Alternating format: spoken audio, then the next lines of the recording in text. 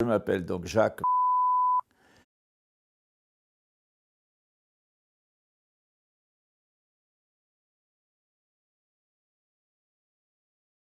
Je m'appelle donc Jacques. Je suis né en 1946, ce qui fait, si on compte normalement, eh bien j'ai 75 ans actuellement. Voilà. On m'a dégoté un cancer, j'avais 53 ans. Ça fait donc un certain temps que je me bats contre ce cancer, qui fut d'abord un simple cancer de la prostate, qui, petit à petit, en l'hiver 2012-2013, s'est métastasé dans les os, comme la plupart des cancers de la prostate d'ailleurs. Voilà. Et depuis, ben, ça ne cesse de... Je me suis beaucoup battu avec toutes les chimios, toutes les choses, etc. Mais là, je suis dans une phase où les métastases sembleraient prendre le dessus. Mais, je ne me laisse pas faire. Alors écoutez, ça c'est une histoire amusante, si on peut dire, et tout à fait par hasard.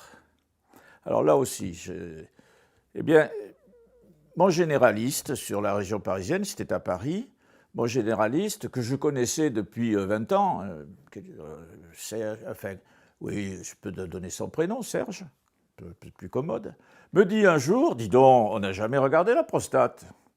Alors je lui dis, écoute, je te vois venir, tu vas en profiter pour... Arrête de déconner, me dit-il.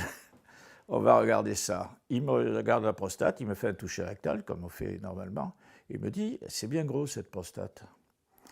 Donc il me fait faire un PSA.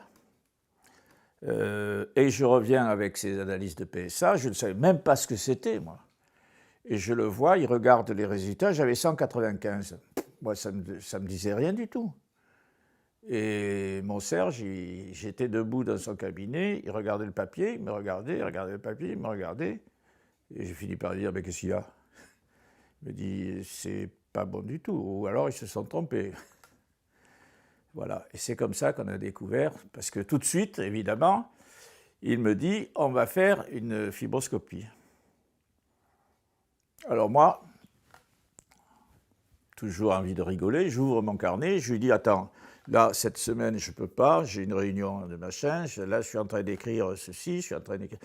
Et le docteur m'arrête tout de suite, il me dit, non, non, non, tu arrêtes tout, il n'y a pas de réunion de machin, c'est tout arrêté, tu le fais là tout de suite, la fibroscopie, c'est demain le rendez-vous, tu arrêtes tout.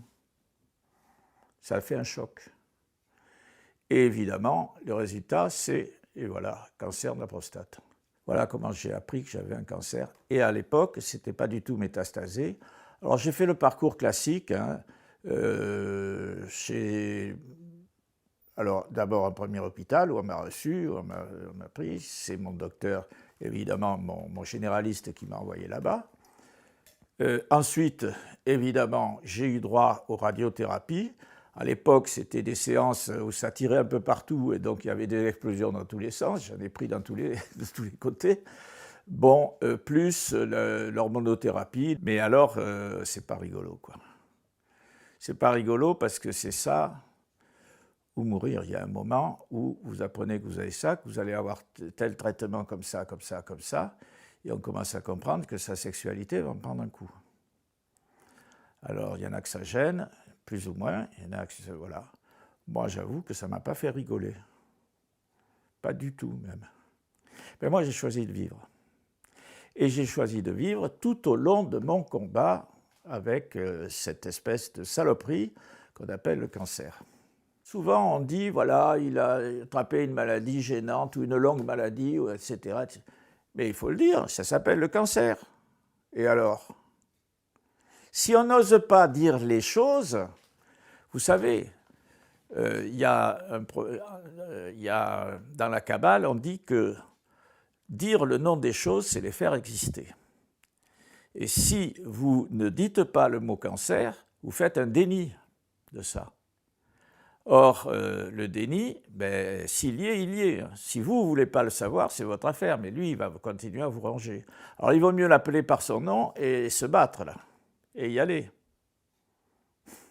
C'est ce que je pense, en tout cas. Ce qui m'a le plus aidé d'abord, c'est mon entourage. D'abord, c'est mon entourage. J'ai une femme qui a tenu le coup là-dessus, des enfants aussi. Il faut dire que j'avais une première femme qui était la mère de mes enfants, qui est morte d'un cancer au mélanome.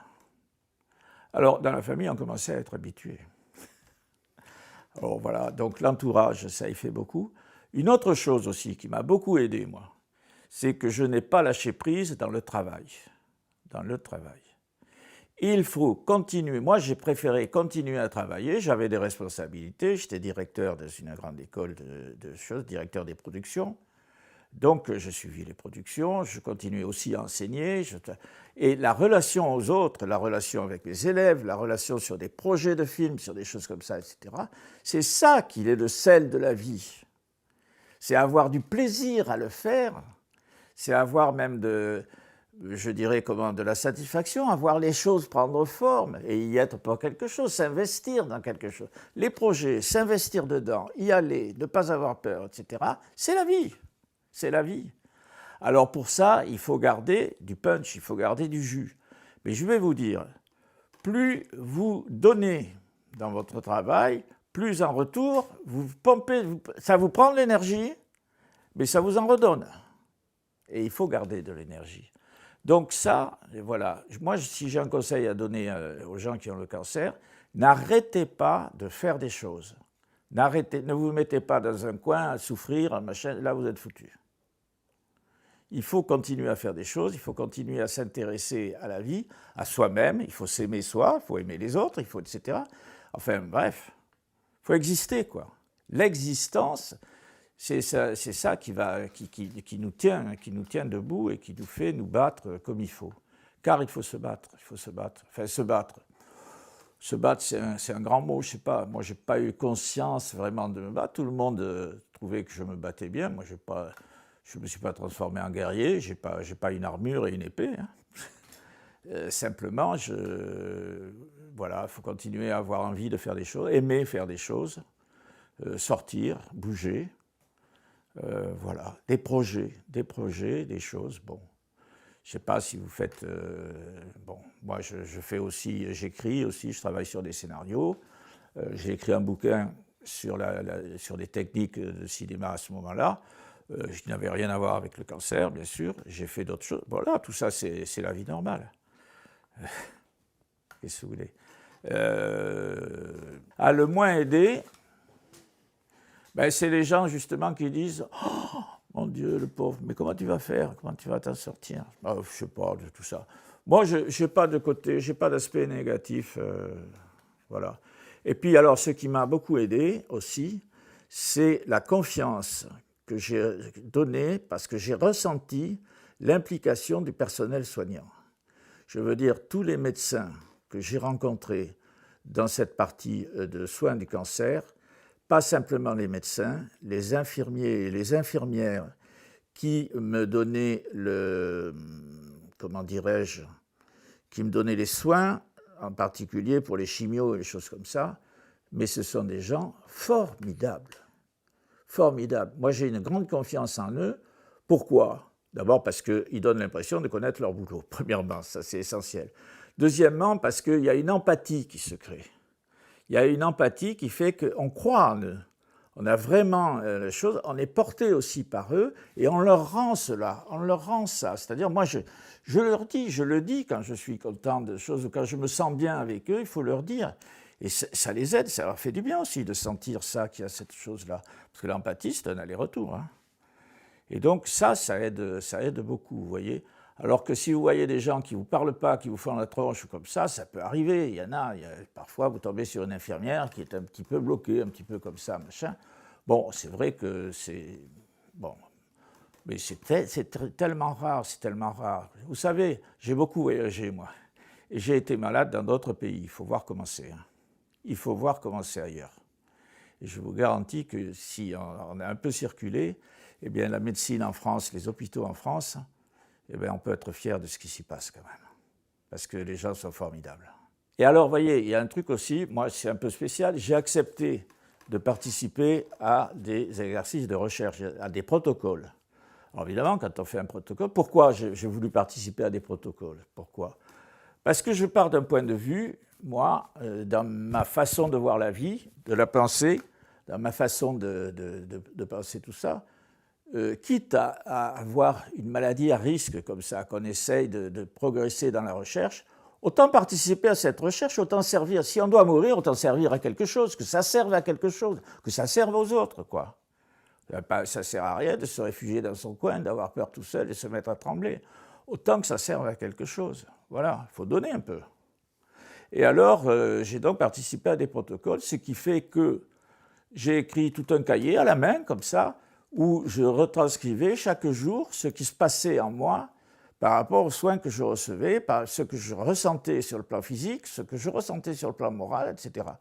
Et finalement, ça a beaucoup intéressé l'infirmière qui suivait particulièrement ce point de recherche, etc., qu'elle a photocopié mon cahier pour en faire quelque chose pour eux, pour leurs soins, pour la recherche, quoi. Et voilà, mais ça c'est... Moi je pense que...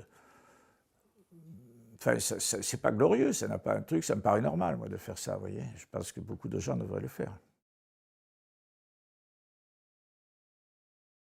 Alors, le conseil que je peux donner aux autres patients, ne croyez pas que tout est fini. Au contraire, tout commence, car c'est une autre vie qui commence. Mais c'est une vie très intéressante, parce que justement, on se trouve mis dans des difficultés qu'on ne connaissait pas, et que tout d'un coup, il y a une chose qui est extraordinaire dans notre vie, à nous. On a l'impression de vivre comme si on était éternel. Donc on se fout de tout, on est éternel, on est machin, etc., tout va bien. Et tout d'un coup, on vous dit, vous avez le cancer. Merde, le cancer, ça résonne comme quelque chose qui est assez costaud, hein. Ça ne sort pas comme ça. Et alors, on se rend compte que on prend conscience de notre finitude, voyez-vous. Et si on prend conscience de notre finitude, il y a deux solutions. L'une, c'est d'avoir peur et de se devenir tout petit et d'attendre que ça soit fini, d'abandonner. La deuxième, c'est de se mettre à vivre réellement puisqu'on n'a plus beaucoup de temps. Et alors là, vivre, ça veut dire quoi? Ben, ça veut dire aimer les gens, ça veut dire prendre du plaisir à les rencontrer, ça veut dire avoir des projets, ça veut dire etc., etc. Et ça veut dire aussi se libérer de tout un tas de choses qui ne servent à rien.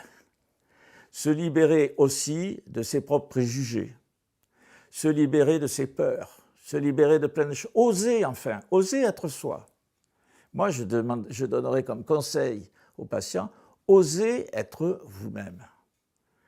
Ne lâchez rien, continuez à vivre, continuez à avoir des projets, intéressez-vous au monde, sortez de vous, ne vous intéressez pas qu'à votre problème, mais intéressez-vous à ce qui se passe autour et en regard avec votre problème aussi, bien sûr. Mais ce n'est pas la peine d'aller partout frapper à toutes les portes pour dire hey, « j'ai un cancer, il faut m'aider, il faut machin », non. Et puis surtout, voilà, ayez du courage. Mais ça, le courage, on l'a comme ça, c'est naturel, ça. C'est naturel. C'est naturel. Et puis, bon, je vous dis, il y a un côté évidemment un petit peu angoissant, il ne faut pas se le cacher, mais il y a un côté très positif aussi. C'est-à-dire que tout d'un coup, on se trouve confronté à des vraies difficultés. Et là, on mesure ses capacités, sa capacité à affronter les choses, vous comprenez? Et ça vous donne la pêche, ça. Ça vous donne la pêche. Parce que quand vous commencez à surmonter les choses, à avoir des bons résultats, que vous voyez que les chimios, ça fait baisser... On en chie, hein. Excusez le terme, mais c'est sûr que quand vous passez en... les chimios, tout ça, il y a des effets secondaires parfois qui sont, moi, les premières chimios et tout ça, j'ai eu des choses, j'étais comme un légume, quoi. Plus de force, plus rien du tout. Quand je pense que quelquefois, pour passer un simple coup de fil, il fallait que je prenne toutes mes forces à moi, j'en avais pour 1h30 avant de me décider à pouvoir passer un simple coup de fil, quoi. Parce que j'étais fatigué, parce que j'étais comme ça. La morphine m'avait complètement assommé aussi. Voilà. Alors, il faut tout faire pour ne pas se sentir légume, bien sûr, mais il y a des moments où c'est comme ça. Il faut l'accepter aussi. Il faut l'accepter. Alors là, l'entourage, évidemment, voilà, on vous aide, fait machin. Il faut accepter d'être diminué, de se montrer diminué aussi. Ce n'est pas évident. Alors quand on est marié ou pas marié, peu importe, mais quand on a une relation de vie avec quelqu'un, qu'on vive avec un homme, qu'on vive avec une femme, etc. Savoir que du point de vue de sa sexualité, ben, on peut dire au revoir à tout ça. Il faut le vivre, ça aussi. Hein. Ça, il faut le vivre. Mais qu'est-ce que vous voulez? Faites un choix entre vivre ou mourir. C'est plus difficile, pour moi en tout cas, d'accepter tout d'un coup d'être diminué de tout ça que de savoir qu'on risque de mourir parce que, voilà, moi je m'en fous de mourir. Je suis quelqu'un... Alors, chacun voit, mais je n'ai pas une religion particulière, si vous voulez, ce qui fait que je n'ai pas peur de la mort dans le sens où je ne m'attends pas à voir ou l'enfer ou le paradis ou machin, etc. Moi, je ne suis pas du tout de ce truc-là. Mais je considère que ne plus vivre, c'est quand même une faute de goût, quoi, en quelque sorte. Tout d'un coup, mourir, ça m'emmerde. Ça m'emmerde parce que j'aime beaucoup la vie.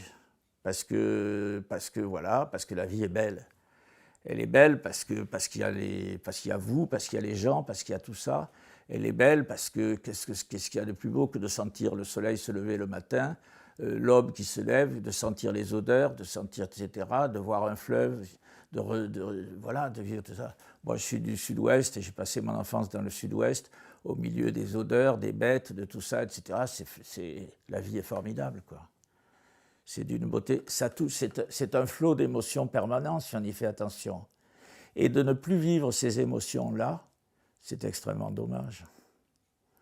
Donc, j'ai pas envie. J'ai pas envie de mourir, bien sûr. Mais je n'ai pas peur de mourir non plus. Parce que je ne me fais pas un cinéma pour savoir derrière ce qui se passe après, etc., etc. Je m'en fous. Moi, c'est ce qui se passe aujourd'hui qui compte. Ici et maintenant, aujourd'hui.